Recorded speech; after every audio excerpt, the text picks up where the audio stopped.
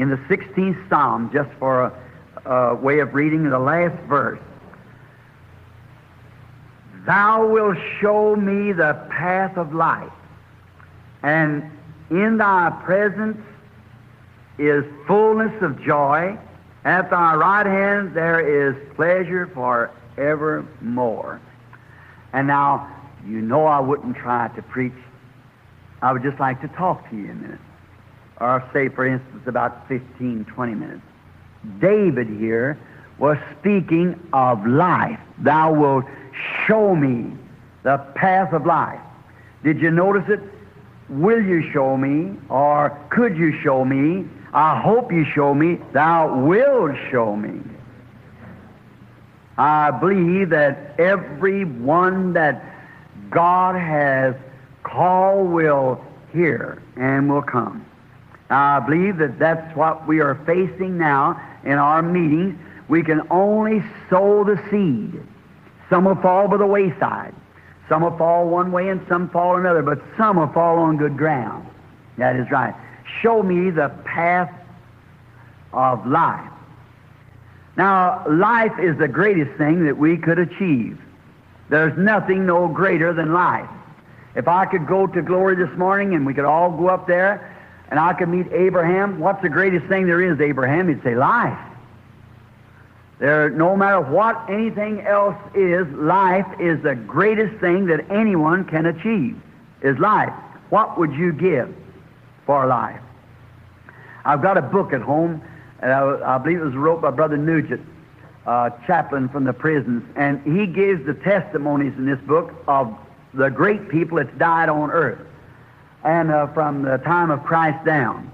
And he gives the testimony of the wicked great and the testimony of the spiritual great on the other side of the book. And I was reading there, I believe it was Bloody Mary of England, where she said, if I could, I'd give my kingdom for 5 minutes more life. The kingdom that she'd put some into death, the cause and so forth, and yet she would give that kingdom for 5 more minutes of life.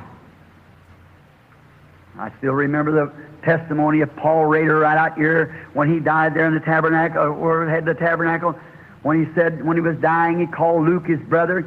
They kind of chummed together like Billy Paul, my son, and I.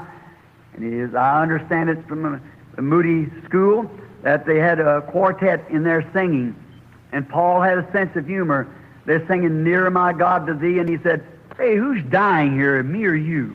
And said, raise up them shades and sing me some snappy gospel songs. And they started singing Down at the Cross, something like that, the quartet. And he said, where's Luke? He's in the next room. They brought him in, he took a hold of Luke's hand, he said, Luke, think of it. In 5 minutes from now, I'll be standing in the presence of Jesus Christ, clothed in His righteousness. Let me go like that. Dwight Moody, you know what his testimony was when he raised up and said, this is death, said, this is my coronation day. That's the way I like to go. I held the hand of my precious mother just recently going. I held the hand of my wife when she went. I've watched them when they come to the end of the road. Life is the greatest thing there is. And those who have no hope after this is over, it's a terrible thing. We walk down the paths of life. So many people say, what is life? Where can I find it? Why, it's just all around us. God has made it so much, even like in Job. We find out in Job, he asked about it. All down through life, we hear it asking about it. Reminds me of a little boy that lived out in Jeffersonville, where I live. One day they said he went to his mother and he said, Mother, God, this God that you talk about is such a great person. Could anybody see him? She said, ask the pastor. So went to the pastor and asked him, and he said, a Sunday school teacher. And the Sunday school teacher said, you better ask the pastor. She didn't know. So I went to the pastor, he said, no, son. He said, no man can see God and live. He said, you don't see God. Well, it kind of disappointed a little fellow, and there's an old fisherman. And he was up on the river one day with this old fisherman fishing, and it come up a storm, as many of you, I guess, are from the east and know how the washes off the leaves, and is coming down the river, and a little boy was sitting in the back of the boat, and the sun was setting to the west, and a rainbow come across the river like that, and the old fisherman oaring, The waters had quietened from the storm, and everything was fresh, and the smell of the blossoms. And as he paddled over his gray beard, big silver tears began to flow down his beard as he looked. The little boy looked around to see what he was looking at. He looked at the old fisherman. He run up from the stern of the boat up to the center of the boat, and he sat down by the old fisherman's knees, and he said, "Sir, I want to ask you something. My mother's not able to answer me, my Sunday school teacher nor my pastor. Said, is God being so great, could any man see him?" And the old fisherman pulled the oars into his lap, put the little boy's head over against his shoulder, said, "God bless your little heart, honey. All I've seen for the past 40 years has been God." See? You have to have God in here to see him out there. See? God on the inside, looking through your eyes. I'm looking across the street to a tree. I'm thinking now I want to come through the Mojave Desert, or the desert coming down here. Everything seemed to be so dead, and just as I got there close to the Colorado River, there was one little green bush. It was so conspicuous. I thought, where is this getting its life from? It had life. It was a living. God is in life. He's everything that's alive has God in it. Job said one day, if a tree dies, it'll live again. But man layeth down, he giveth up the ghost. And where is he? His sons come to mourn and pay him honor, but he perceiveth not. Oh, that thou would hide me in the grave and keep me in the secret place till our wrath be past. And he noticed God in his nature, life. How a little flower comes up, stands there, and after a while, it's pretty, and there's some young ones in the bed of the flowers, and some middle-aged and some old ones. But when the frost comes and strikes them, it kills them all. And the little flower drops its little petals off, and out of that flower bud there's a little black seed, little teeny fella, falls out. And as strange as it seems, but yet God has a funeral procession for that flower. Did you know that? The fall rain's coming, he cries great big tears down of water, and he buries that little seed down in the ground. Along comes the winter, freeze it, bursts, the pulp runs out of it. Every natural thing that you could look at is gone. A scientist could take a handful of that dirt and take it down to the laboratory and examine it back and forth, and you cannot find that germ of life. It's not there. The potash and calcium and petroleum and moisture, everything that's in it has returned back into the dust, but somewhere hid in there is a germ of life. And just as sure as the sun rises again in the springtime, it'll live again. God has provided a way for it. You take and put concrete down through your yard in the wintertime. Lay stones. Where is your greatest grass bed? Is right around the edge of your walk. Why? It's those seeds that was covered up. And when that sun begins to shine upon that botany life, that little seed of life will wear its way around all that concrete, over every rock, down under every stick, and come around till it sticks its little head up outside and praises the God of life. You just can't hide life.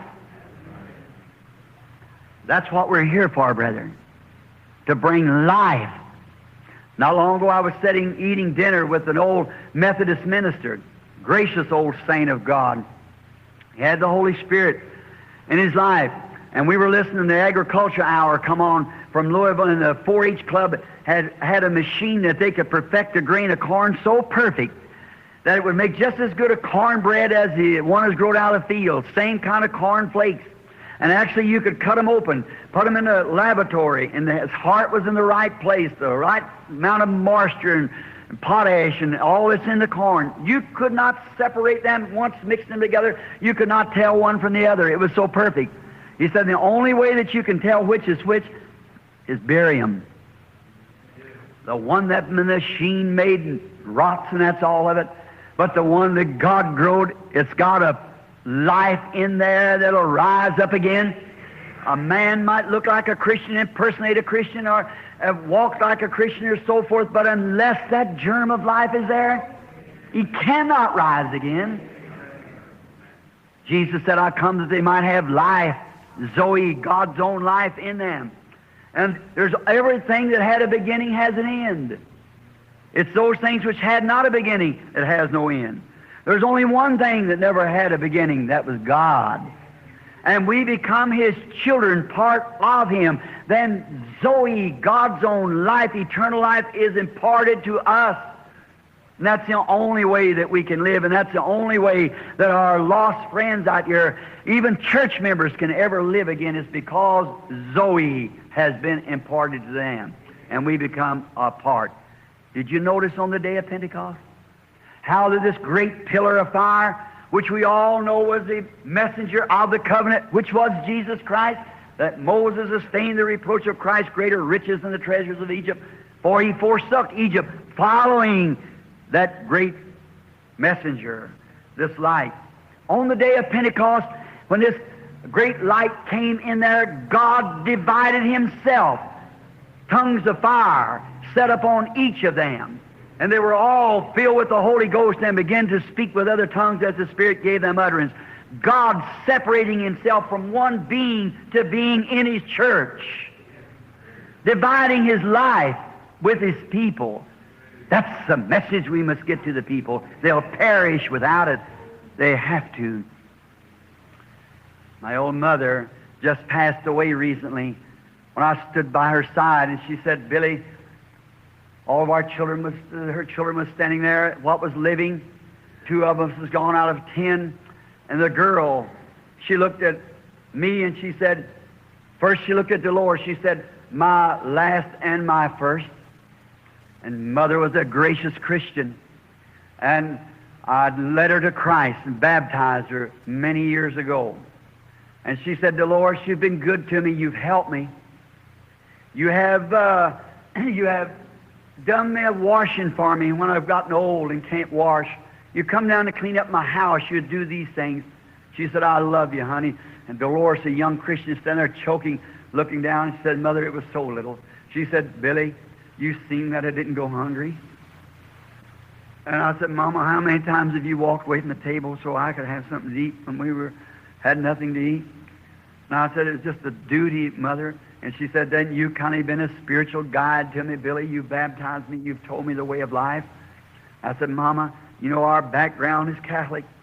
And I said, and I went to the church, but they said this is the church, and it was contrary to the Word. I went from church to church, and I found out it was so contrary. So I stayed with the Word, Mother. And I said, I've tried to tell you what was right and lead you to Christ.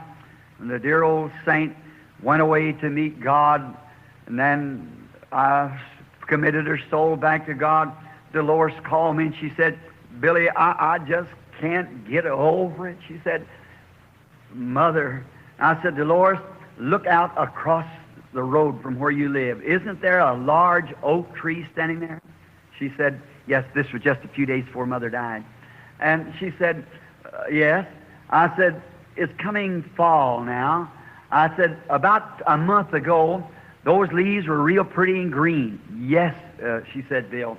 I said, what does it look like now? And she said, well, they're yellow and brown and green, red. And I said, Dolores, what makes them turn yellow, brown, green, and red? She said, they are dying.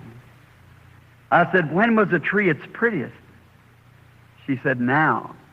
I said, the Bible said, precious in the sight of the Lord is the death of His saints. See? That's when the time comes. I said, the life is going back. Life is a tree. We are all hanging on a tree of life. That is right. Mr. Wood, who's a book salesman in the meeting, he was a Jehovah Witness, and he was had a boy. It's with him also. His leg drawn up like this with polio. And he had been in Louisville in one of the meetings, and he noticed that discernment, and he said, now that seems right to me. And so he went to Houston, Texas, when it was there with Brother Kidson and them, when the picture of the angel of the Lord was taken, and it's been taken in several times, and just recently taken again. It's taken in Germany and many times. So, and Brother Wood had brought his boy and was up at one of the meetings, and they were sitting way back, almost a half a city block or farther away One night, standing on the platform, never heard of him in my life. Just standing there, looking around, I noticed a vision from me, and I said, there's a man. He's sitting way back in the back, him and his wife, and they're from the state of Kentucky, way down to a place called LaGrange, Kentucky. His name is Wood. He is a carpenter. He's got a boy that has a polio damage that's pulled his leg up. Thus saith the Lord, the boy's healed. And just started on like that. And his wife was a Methodist, or I believe a Church of God, Anderson Church of God. So said, did you hear that, Ruby? And so he said, David, stand up. His leg was just perfect as the other. He's in the meeting. And then that Jehovah Witness gave himself to Christ. And then from that come his brother down to they, you know how the Jehovah Witness feel. They come down to turn his brother out from their fellowship. He said, you listen to such a thing as that, to these false things going around like that. You've been, his father's a reader in the Jehovah Witness. He said, you know better than such a thing as that. He said, if I ever see that man, I'll give him a piece of my mind. Said, I don't teach him my daddy's give me. So that's him mowing grass out there. And I come in the old flop down hatch, and sit down and talk to him. He said, well, he said, I'll tell you, Mr. Branham, he said, we were raised Jehovah Witness. I said, that's very fine. I said, I'd rather be a Russellite than no light at all. And it went on like that, not disregarding anything that he had said, and talked to him the best that I could. And I said, I see that you are a married man, and you have 2 children. And I said, but you've separated from your wife. And he looked over at the Banks, that's Mr. David Wood's father, the one church meeting. He looked over, he thought maybe Mr. Wood had told me that, and I caught his thought right quick, you see. So I said, you thought that Brother Banks had told me that. He did not. He's told me nothing about his family. But I said, maybe you think if Banks told me this. Night before last, you was with an auburn-haired woman. You were in the room with her when her lover come up to the door and knocked at the door, and she went to the door and wouldn't let you come, and you looked through the window. It was a good thing. It had shot your brains out. I said, the man standing there with a dark suit on, a red tie. Oh, he like to fell over the floor. I said, that's the truth. That's the truth. And there, I baptized him, and a few days later from that, here come his daddy down. Here come his sister down. She was going to come down and straighten both the boys out. Baptized her the same day she come, by the same thing. Down come his daddy, and he was going to straighten us all out. So they wanted to take us. I said, he was a fisherman. I said, now, Banks, let's take him a fishing. So we started across the river. It rained all night. You know how it is in the east. Them rivers get up and things. We was going down to Wolf Creek Dam. And on the road over, he never said anything about religion. He had a very stern old man. And he said, and smart as he could be. So he crossed the river. I said, well, I saw a vision come before me. There was a setting. Banks was driving. I watched the vision. I said, now, every stream we cross, he had just said that night, he said, if I could ever see anything like it happen, I'd believe it. And so that morning, the Lord's grace, he said, every stream we cross will be muddy. When we get to the Wolf Creek Dam, the rain went above the dam, or below the dam, rather, and it won't be muddy. And we'll fish today. We'll catch nothing today until evening. And then, Mr. Wood here, Banks Wood, you're going to catch one small catfish. I'm going to catch about 20 pounds. And some of them will weigh as much as 10 pounds apiece. You'll fish with the same bait in the same place. You won't catch anything. We'll fish about 11 o'clock at night. The fish will quit biting. We'll go in and eat our supper at 11 o'clock at night, stay all night. And the next morning we'll go out and I'm going to catch a large fish that has scales on him. And that'll be the last thing that's caught. We'll fish the rest of the day and catch nothing. And the old man looked around, kind of like that. We went out and everything happened just perfectly to the dot, the way it did. And when I come out on the planks that evening, he said, here's water. What does hinder me from being outside? And a whole group of them. Oh, it's a glorious thing to know that we're hanging on the tree.